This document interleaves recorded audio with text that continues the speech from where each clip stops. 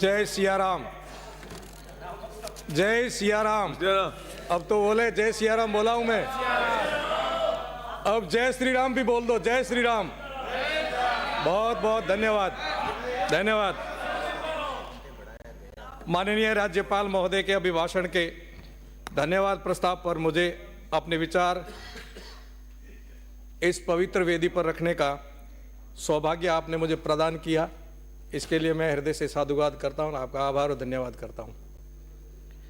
मैं राजस्थान प्रदेश की जनता और मेरे क्षेत्र की विधानसभा पोकरण की जनता का भी बहुत बहुत धन्यवाद करता हूं हृदय से कि आपने एक लोकतंत्र की इस वेदी में अपनी स्वतंत्र अभिव्यक्ति के साथ में हम सबको चुन करके यहाँ भेजा है और जितने भी सदस्य आज विधानसभा में विराजे उन सबको जय गुरु महाराज जी, राम राम साहब। चूंकि मेरा प्रथम बार यहाँ आना हुआ और पोकरण विधानसभा का मैं धन्यवाद देना चाहता हूँ कि 2023 के चुनाव में मैं आप सबसे समर्थन मांगूंगा कि राजस्थान का सर्वाधिक मतदान करके रिकॉर्ड बनाया पोकरण की जनता का, उनको भी धन्यवाद दिया जाए आपके द्वारा।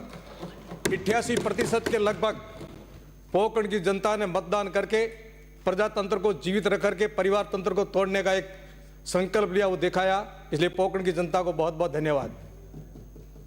आपको अवगत कराऊं, पोकरण विधानसभा कोई छोटी मोटी विधानसभा नहीं है, लगभग 300 किलोमीटर के आसपास उसकी लंबाई है और संपूर्ण विधानसभा पूरी ग्रामीण क्षेत्र में रहती है, कोई बड़ा कस्बा नहीं है। विषम भौगोलिक परिस्थितियां हैं, सामाजिक विषम परिस्थितियां हैं, उन परिस्थितियों में वहां के लोगों ने 88% के आसपास मतदान किया और सर्वाधिक मतदान से जिता करके भेजा, इसलिए पोकरण की जनता का बहुत बहुत धन्यवाद। मैं आप सबको पुनः एक शब्द के साथ में मेरी बात की अभिव्यक्ति करूंगा कि हम सब ने यहां आकर के शपथ ली और जब पहली बार हम लोग यहां आए तो ऐसा लगा हमारे विद्यार्थी काल का वो पुनः काल प्रारंभ हो गया।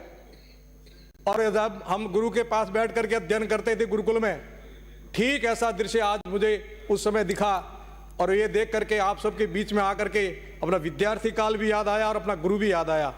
और गुरु ने मुझे एक पंक्तियां सिखाई थी, कालो न याता वयमेव याता, तृष्णा न जीर्णा वयमेव जीर्णा, भोगो न भुक्त्वा वयमेव भुक्त्वा। हम सब ने शपथ ली, उस दिन हमारा कार्यकाल प्रारंभ हो गया था और वो कार्यकाल एक एक क्षण एक एक मिनट, जिस दिन हमने शपथ ली उस दिन अपने ऊपर किसी का अपना स्वयं का कोई अधिकार नहीं, जनता का हमारी एक एक श्वास पर अधिकार है और जनता का और राष्ट्र का हमारे ऊपर अधिकार है। उस कर्ज को चुकाने के लिए हमने शपथ ली है कि हम अपने कर्तव्य का निर्वहन करेंगे। सज्जनों, सभापति महोदय, मान्यवर जी, कर्तव्य को अंग्रेजी में ड्यूटी कहेंगे, कर्तव्य को उर्दू में फर्ज कहेंगे, जिम्मेदारी कहेंगे और शास्त्र और संतों की भाषा में उसको धर्म कहेंगे। और जो धर्म कर्तव्य ड्यूटी नहीं निभाता है अधार्मिक और पापी कहलाता है और वो काल चक्कर के साथ में चलता है। समय किसी की प्रतीक्षा नहीं करता है, समय निरंतर चलता है, उसका नाम है चरैवेति। चरैवेति जो चलता रहता है वो संसार है और वो समय है। समय के साथ हम भी चले जाएंगे, पद भी चला जाएगा, जगह भी छूटेगी, परंतु कुछ चीजें ऐसी रहेगी जो चिर स्थायी स्मृतियों में साथ में रहेगी। वर्तमान काल में किया हुआ काम भविष्य में कुछ न कुछ याद करने लायक कुछ छोड़ के जाएगा। वर्तमान काल ही हमारे लिए सबसे महत्वपूर्ण काल है और भूतकाल के अंदर जो इतिहास आएगा उसमें वर्तमान काल में जिस जिस व्यक्ति ने जो जो भूमिका निभाई है, सकारात्मक भाव से या नकारात्मक भाव से, विकास या विनाश के साथ में खड़े रहने का जो काम किया है, उन सबको उस दृष्टि से आने वाला इतिहास याद करेगा कि ये व्यक्ति, ये विचार, ये समाज, ये क्षेत्र किस विचारधारा के साथ उस समय खड़ा था जब इतिहास के पन्नों में देखा जाएगा।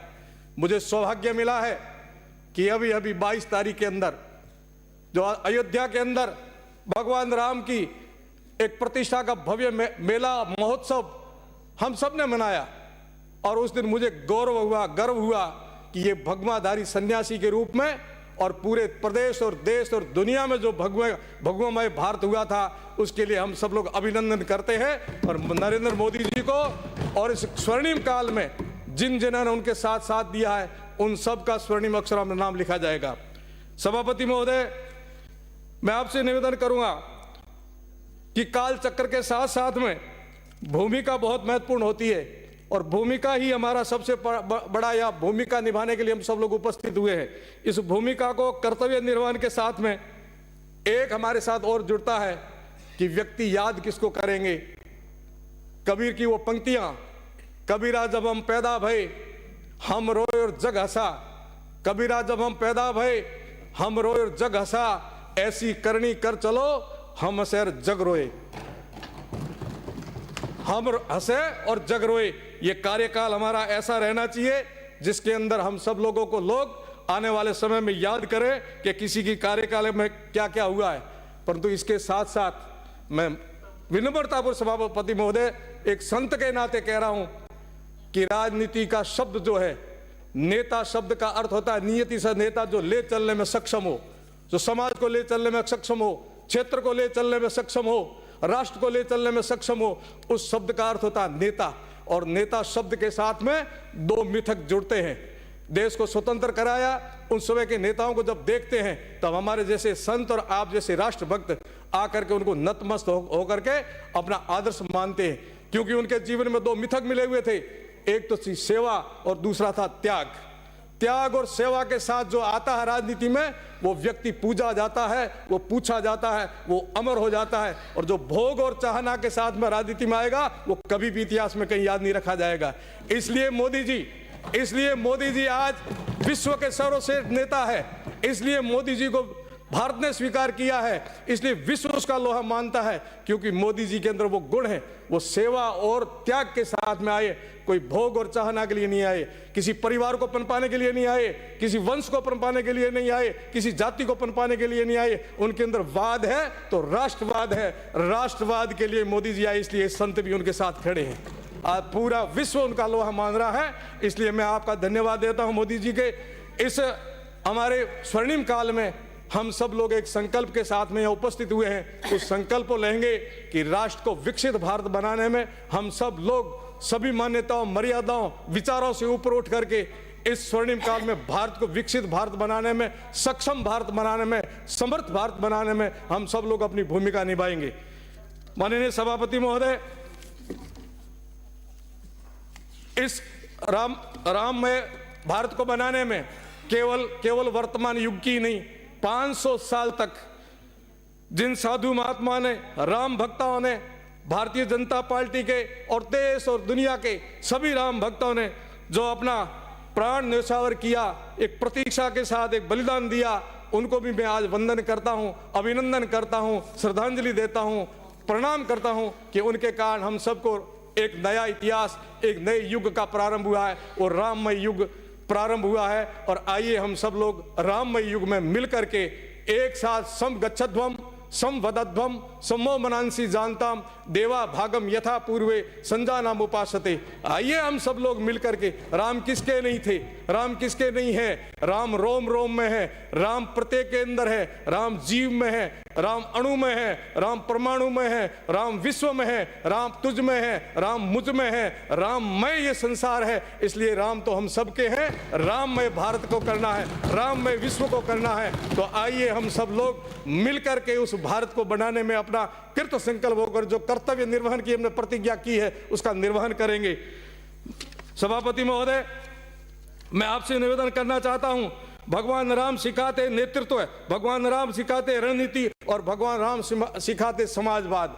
मैं सामने बैठे हुए सबसे निवेदन करता हूं कि ये जो समाजवाद की बात है, समरसता, सममनत्व, समभाव, समदृष्टि, हम सब के अंदर आयाम निजा परोवेती गणना लघु चेत साम, हम इस भाव के साथ राष्ट्र की सेवा करेंगे तो मिलकर के इस भारत को विश्व शक्ति बनाने में कोई नहीं रोक पाएगा। मैं इतना ही निवेदन करते हुए मैं विषय पर आऊंगा। मुझे आपने समय दिया और मेरी विचारों की स्वतंत्र अभिव्यक्ति का भी मौका दिया, इसलिए मैं धन्यवाद देना चाहता हूं। परंतु कांग्रेस सरकार ने बहुत अच्छी योजना बनाई पिछले कार्यकाल में, परंतु वो सफल नहीं हो पाई, उसका दुख है। योजनाएं बहुत अच्छी बनाई, मोबाइल ला करके बांटा, वो भी फेल हो गया। किट बांटे, वो भी फेल हो गए।